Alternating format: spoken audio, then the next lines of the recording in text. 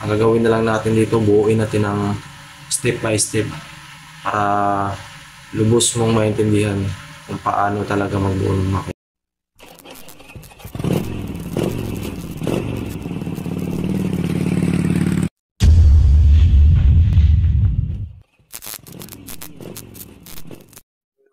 Kung paano magbuo ng makina. Ito yung mga parts ng sa loob ng makina. Complete parts na to siya. Tapos ngayon naman, isa-isahin ko to anong mga parts na to, anong pangalan. Ito yung crankshaft, kung tawagin. Tapos ito yung oil pump. Nagpa-pump ng oil sa loob ng makina. Ito yung shifting star or shifting belly. Kompleto na to siya. Meron to tayong spring, saka itong washer na to. Huwag niyong walain itong washer na to, napaka-importante ito para umikot yung shifting star natin. Kasi naglalak kasi yan. Tapos ito yung shifting spindle. Ito yung kickstart. Ito yung washer ng kickstart. Tapos ito yung spring niya. Tapos ito yung shifting drum. Ito nag-shift. Tapos ito naman sa switch to. Gear switch yun. Tapos ito yung input shift. Ito yung spline washer. Yan, spline washer. Sa clutch naman yan. Tapos yung output shift. Ito yung pinaka-output shift niya. Salpaka ng sprocket. So, ito yung crankcase na paglalagyan natin ng mga parts. Tapos ito yung side crankcase, yung papatong natin. So ito na yung lahat. Ang gagawin na lang natin dito, buuin natin ng step by step para lubos mong maintindihan kung paano talaga magbuo ng makina. So ngayon meron akong patungan dito, luma na rin to. Bulok na rin itong patungan na to. Pasensyahan nyo na.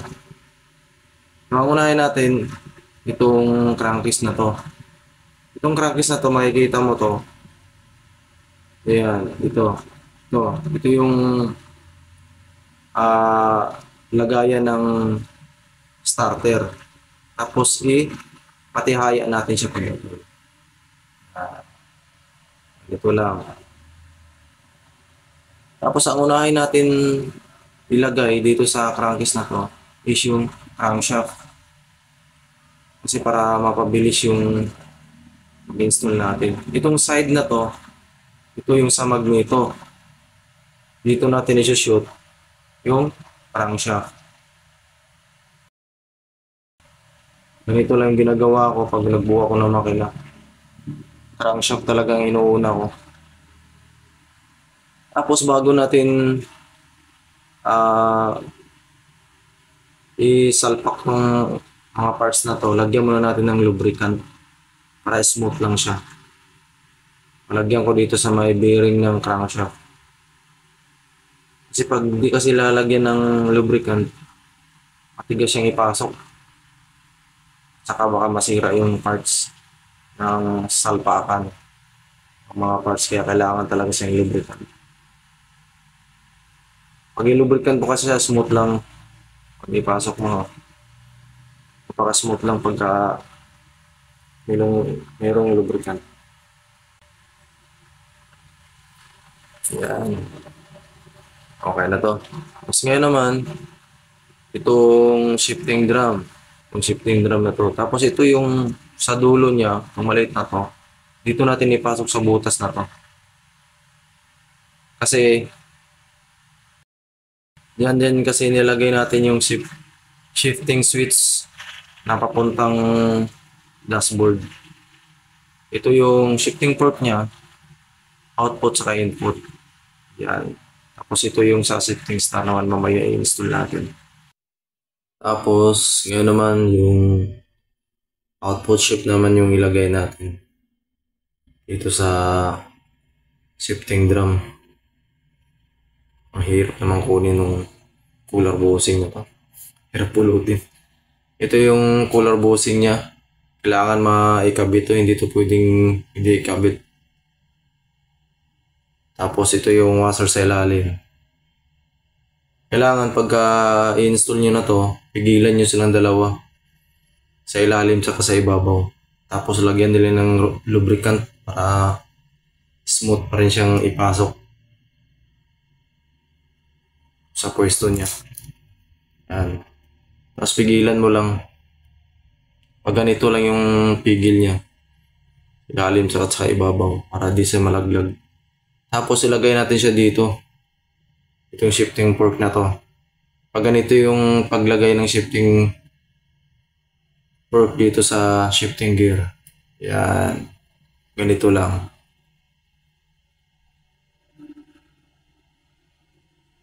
Yan, pag ganyan. Tapos shoot natin siya dito. Dito sa bearing na to. Patagos yan dun sa kabilang side. Tapos lagyan lang ng oil.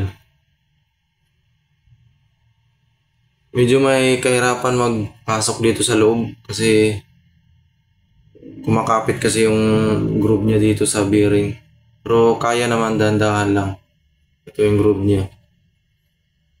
Basta dahan-dahan lang pagtulak. Shoot yan. Yan. Diba? Pasok. Tapos ngayon naman, pupukin ko lang dahan-dahan. Para siguradong pumasok talaga siya sa pwesto niya. So, okay na to. Tapos ito naman yung input shaft. Ito yung dulo nito. Ito sa kabilang side na bearing. Pero bago natin ilagay itong input shaft na to, lagyan pa rin natin to ng lubricant. Ito, yung dulo na to. Napaka-importante itong lubricant na to kasi ito yung nagpapabilis ng gawa natin. Sabi ko nga kanina, pag dilagyan ng lubricant, napakahirap siyang ipasok. Basta dito lang ilagay yung shifting fork. Ganito lang din. Basta ma-shoot lang siya doon sa may guide. Okay na yan. Yan.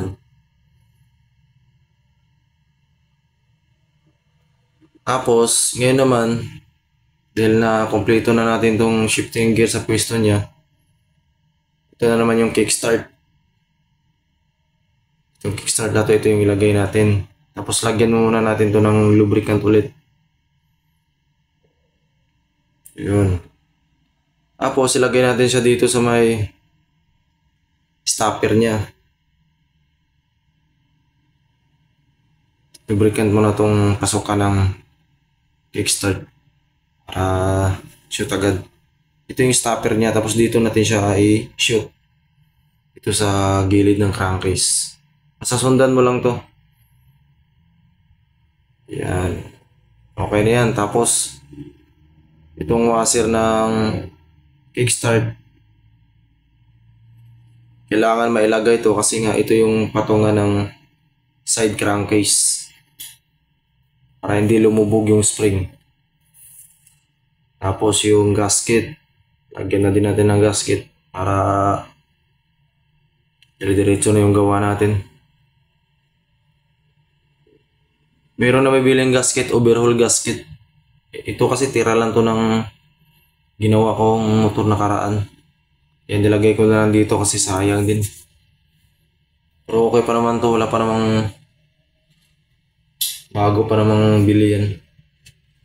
Tapos ngayon nilagay ko na tong side crankcase niya. Pag ganito lang yung lagay. Medyo may kahirapan din maglagay nito. Kasi di siya ma-shoot kaagad. Tapos dandaang tulak lang. Tulak mo lang siya ng dandahan. Tulad nito. Yan. Dandahan lang din pagtulak. Tapos pupukin mo siya. Pag hindi kaya magpukpuk, ganun pa rin. Alog-alugin mo lang siya hanggat ma-shoot. Ganito yung ginagawa ko. Ilalog-alog ko lang. Yan. Para ma-shoot lang siya dun sa may pwesto niya. Yun. Yan. Hindi pa din. Isa pa. Yan. Pakahirap kasi talaga i-shoot dito. Yung side na to. Kasi parang may nakaharang. Yun. Shoot na. Tapos pupukin lang ng rubber mallet para siguradong nalapat siya dito sa gasket. Okay na to. Tapos ngayon naman lagyan natin to ng tornilyo. Dito sa likod. Likod dito. Baliktarin ko lang. Ayan, ganito lang. Lagyan natin ng tornilyo to para maglagay natin ng mga ibang parts, hindi na siya nagalaw. Pwede na naman hindi lagyan nyo, pero pag hindi nyo kasi lagyan, nagalaw yung crankcase. Kaya pag nagalaw yan, sira yung pwesto ng mga bawat parts ito sa loob ng makina. Ito mga tornilyo na to, pag nahirapan kang magpasok dito, malalaman mo din yung kasi di siya kasukat. Tsaka yung haba kasi niya, minsan lumulubog yung tornilyo, ibig sabihin yun hindi kasukat. Minsan naman, mahaba yung tornilyo, ibig sabihin pa rin yung hindi siya kasukat. Pag ganito lang, yung mga tornilyo na to, hindi masyadong lubog at saka hindi rin masyadong mahaba yung pagitan niya o yung haba ng sobra. Pag ganito lang. Yan. Tapos ngayon, higpitan natin to siya ng maranyang higpit lang muna. Kasi di natin siya to pwedeng higpitan ng bigla. Kasi baka hindi para hindi ma-out balance yung higpit. Kasi nakakasira kasi ng crankcase yung hindi balance yung paghigpit niya. Minsan nabibiak pa yung crankcase. At yung oil, tumatagas kasi nga hindi nga balance. Alalay lang yung paghigpit nito. Tapos pag nahigpitan mo siya ng alalay, saka mo na sa higpitan isa-isa. Yung tunay na higpit na. Yan.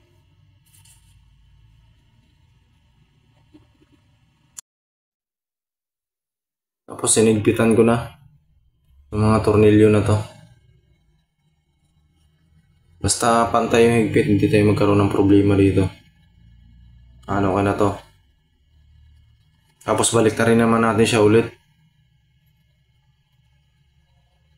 Yan, ganito.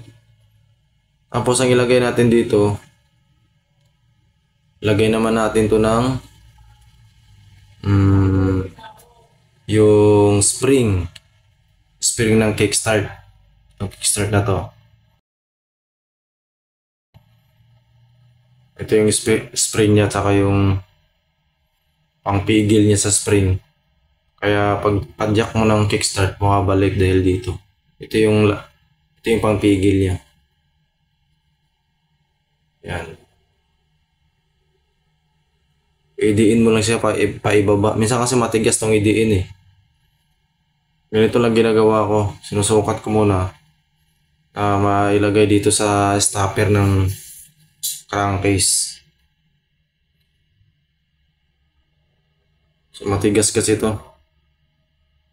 Tapos pag matigas, idiin mo lang siya gamitan mo lang ng kaunting puwersa para lumubog yung spring dito sa crankcase. At saka mo na itulak tong side na to para mapunta dito sa lock. Yan. Okay na to. Tapos ito yung pasukan ng gear shift spindle. Itong butas na to. Ito yung mga parts na to, i-install natin yan. Ito yung gear shift spindle.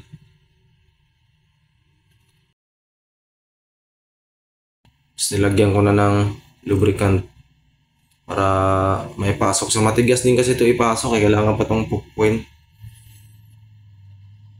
Kasi pagka di mo lagyan ng langis, ganun pa din, sobrang tigas. Pag ganito na tayo, shoot mo siya dito sa butas na to. Itong tornilyo na yan, itapat mo lang siya para ma-shoot. Yan.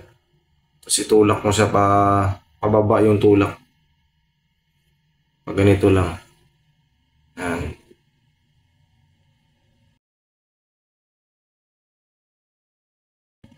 Tsaga-tsaga lang ipasok din natin to. Tapos ngayon pupukpukin natin to ng rubber mallet para lulubog talaga siya sa loob. Dandahan lang din pagpukpok para di masira. Yan. Pukpok lang hanggat lumubog siya.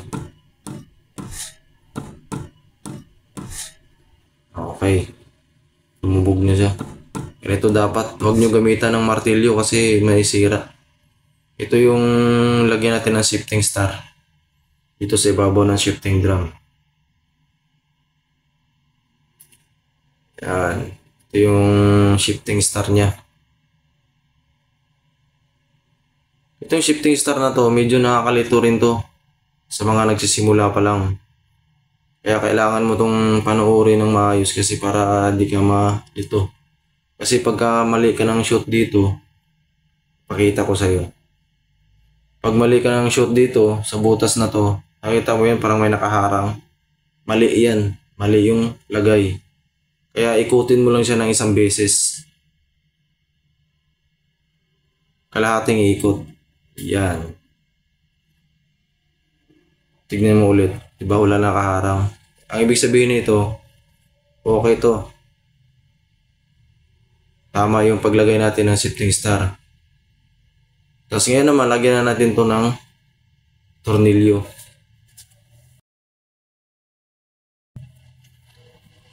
Ganun pa rin, pag-higpit ito, counterclockwise pa rin yung pag-higpit dito sa tornilyo. Sa tandaan mo lang yung counterclockwise saka clockwise. Kasi higpitan ko na tong tornilyo. Clockwise. Yung saktong higpit lang, di naman basta-basta matanggal to. Yan. Testing. Diba? Umiikot. Pag hindi umiikot, may problema. May problema dun sa paglagay mo ng shifting gear. Pag umiikot yung shifting star na tayo, ibig sabihin yan, tama yung gawa mo. Tapos ngayon naman, ilagay natin tong shifting belly niya. Ito naman yung sa mismong shifting star. Nakalapat. Tapos, itong washer niya, kailangan huwag itong kalimutan. Kasi ito yung nagpapaikot sa shifting belly na to. Pag ganito lang din, pigilan mo lang din muna kasi may spring to sa gilid. Pag ganito lang yung ginagawa ko. Pag in-install ko na tong shifting belly na to, kasi mahirap kasi to i-install. Pag biglain mo ng higpit hindi siya pantay.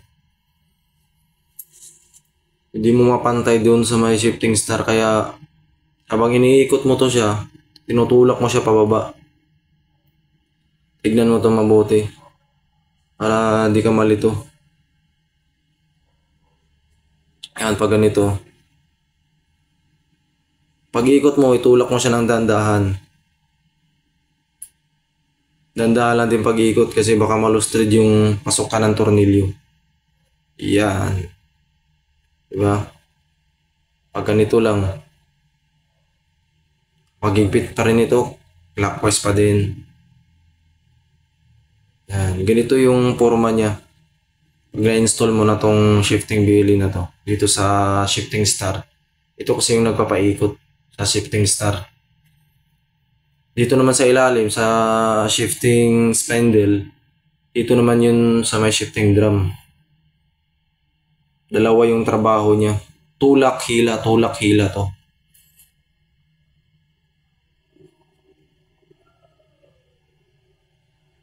Tapos ngayon naman, i-testing natin tong shifting. Kung nagana ba talaga siya ng maayos.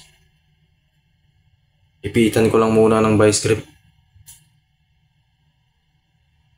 Kailangan mo tong i-testing kasi nga baka may ayaw umikot.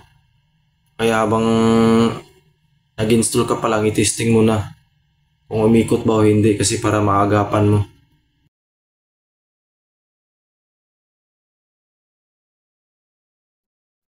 Inigpitan ko lang yung vice grip para kumapit dito sa shifting spindle.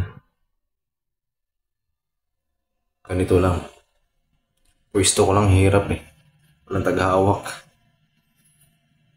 Yan, ganito. Dumudulas kasi yung crankcase dito sa patungan. Yan, ganito lang ginagawa ko. Pag umikot to, itong shifting na to, isa lang ibig sabihin nito, tama yung pag-install natin sa mga parts na to. Yan, ikutin ko lang. Isa, dalawa, tatlo, apat. Diba, umiikot-ikot siya. Yan. Okay na to. At-testing ko na. Tapos ngayon naman tanggalin ko lang tong vice grip dito sa likod niya. Para mailagay pa natin tong mga ibang parts na hindi pa nailagay. Basta ganito lang pag testing ng shifting gear kung tama ba o hindi. Yung paglagay mo. Yan. Tapos, ngayon naman ang ilagay naman natin dito sa loob ng makina. Ito yung oil pump. Ito yung nagpa-pump ng oil na umiikot dito sa loob ng makina. Tapos itapat lang siya natin dito sa may gear na to. Gear pump oil dito sa may crankshaft. Yan. Tapat lang natin yung pagitan niya. Tapos lagyan ng 3 tornilyo. Ganun pa rin ang pahigpit nito. Clockwise pa din. Pag higpit nito, huwag masyadong higpitan. Yung saktong higpit lang, baka malustred yung lagayan ng tornilyo, yung thread niya. Ang iba kasi, hinigpitan masyado, na-overtight, kaya nasisira yung thread. Hindi yan basta-basta matanggal. Itong mga tornilyo na to. Ang importante, tamang higpit lang. Tsaka hindi rin masyadong maluwag, tsaka hindi rin masyadong mahigpit. Kailangan marunong kang magsukat ng higpit niya. Ginagamitan ko lang ng wire wrench na tools. Ang sukat ng tornilyo na to is 10 mm. Kung anong sukat ng tornilyo, ganun din ang sukat ng pangpahigpit. Kahit anong sukat, kahit anong tools yan, socket man yan, wire wrench, or T-wrench, basta 10 mm. Swak yan. Ninigpitan ko na. Basta sagtong higpit lang, huwag masyadong sobrang higpit. Yan. Ganito lang. Okay. Goods na yan. Tapos ngayon naman, turuan kita paano maglagay dito sa spline washer na to. Ang spline washer na to, hindi ito pwedeng nakalubog lang. Kailangan matapat yan sa groove. Hindi pa ganito. Hindi pa lubog. Mali yan. Tinuro ko na rin ito sa'yo kasi para hindi ka magkaroon ng problema pag maglagay ka ng clutch. Dito siya dapat yung groove na to. Itulak lang natin siya. Tapat lang natin siya sa groove. Tapos ikutin natin siya. Pwedeng pa kanan, pwedeng pa kaliwa. Basta nakapatong lang siya dito sa may spline. Pag ganito, yan. Nakapatong yan. Ganito dapat ang gawin mo. Para pag magkabit ka ng clutch, hindi ka magkaroon ng problema. Tapos ito naman, ito yung spline niya. Ito yung lock. Pag ganito lang din yung pag-shoot dito sa spline. Sundan mo lang to para di ka magkaroon ng problema. Pag ganito. Yan. Yan. Okay na yan, di na yan matanggal. Okay na tong makina na to, nabuo na to. Tapos yung spline washer, ilagay ko na lang dito. Sa next vlog na lang yung spline washer. Hanggang dito na lang mga paps. See you next vlog na lang. Alam na.